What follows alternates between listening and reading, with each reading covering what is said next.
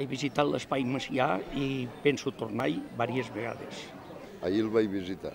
M'ha agradat molt la manera que està explorant les coses.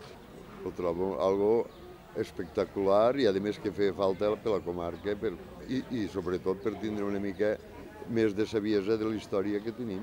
Molt maco, sí? Molt maco, i la pel·lícula preciosa. Molt ben posat tot, estupendo, m'ha agradat molt. M'ha emocionat, de veritat, és aquí, sí.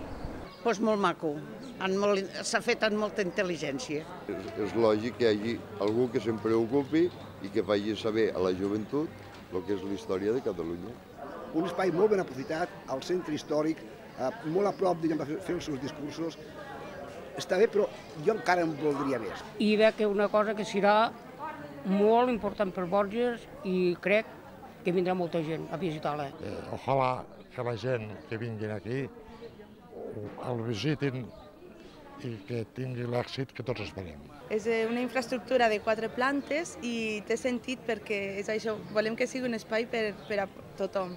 Per primera vegada a les Borges hem fet una cosa que ens situa el mapa i és un espai que ens situa com un edifici, com un equipament de primera divisió. Aportarà molt valor afegit perquè Macià és una figura mítica. Entenc que l'espai, si algun dia es feia algun espai dedicat al president Macià, havia de ser les Borges Blanques.